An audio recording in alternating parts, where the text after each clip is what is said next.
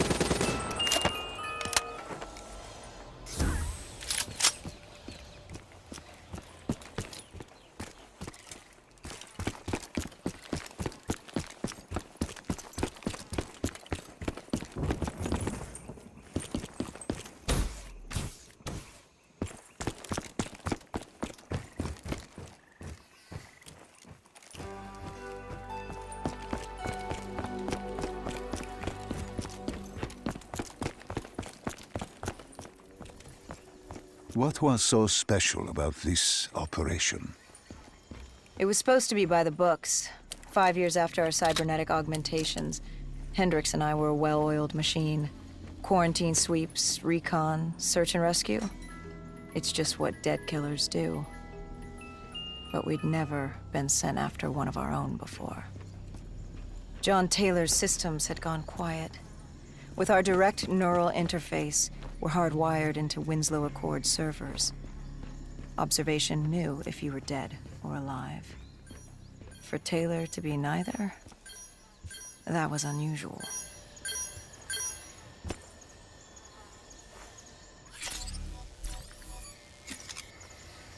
We located an EMF source and uploaded it to Central. It was a 54 immortal audio log, detailing unusual activity coming from the server room at the lowest level of the building.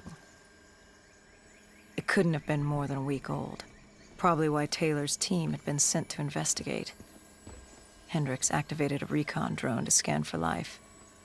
We picked up a signal coming from far below. As we stood there in the atrium, I felt like Alice. And we were about to jump down the rabbit hole.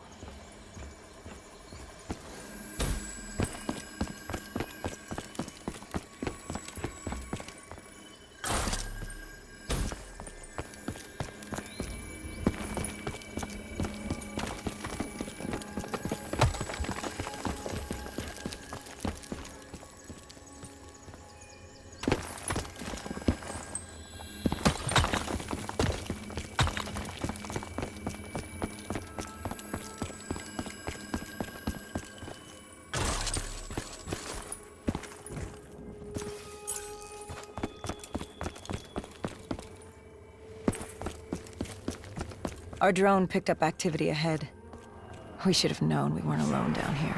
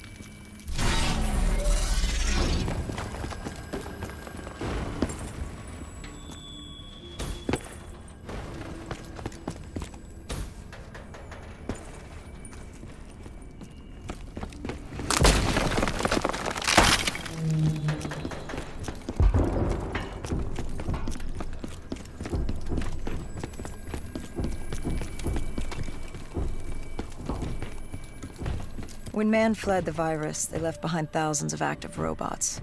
Machinery abandoned with one directive: kill the dead. Years later, they're still killing. But with decrepit programming, somehow humans had been added to their kill list, indistinguishable from our brainless counterparts. The strange behavior was observed in multiple quarantine zones. Another nuisance for us to deal with while on recon. We moved on.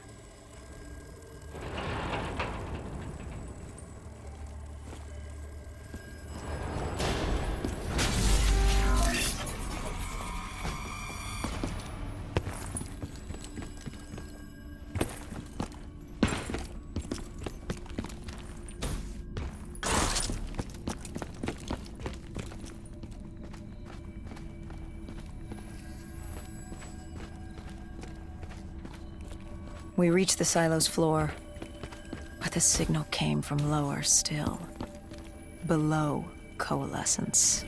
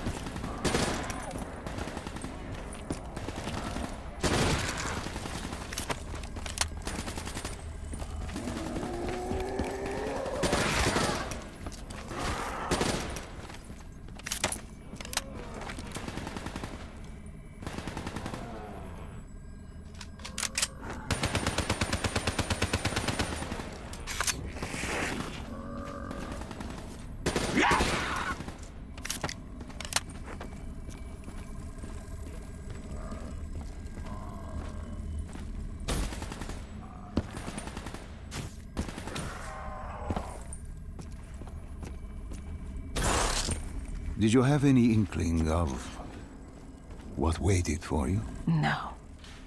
In hindsight, we should have put it together. But the fact of the matter, that day was supposed to be like any other.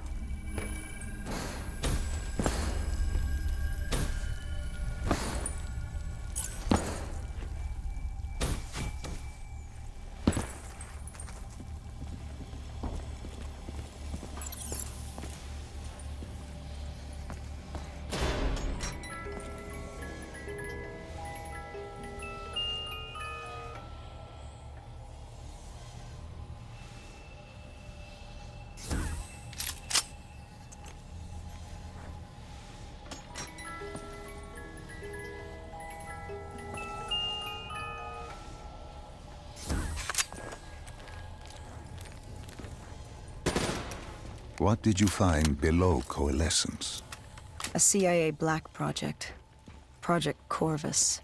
Unknown to the world, and unknown to most people in the know. As off the record as it got. A redacted footnote in Langley's history book. Part of me wishes we just turned back. Why?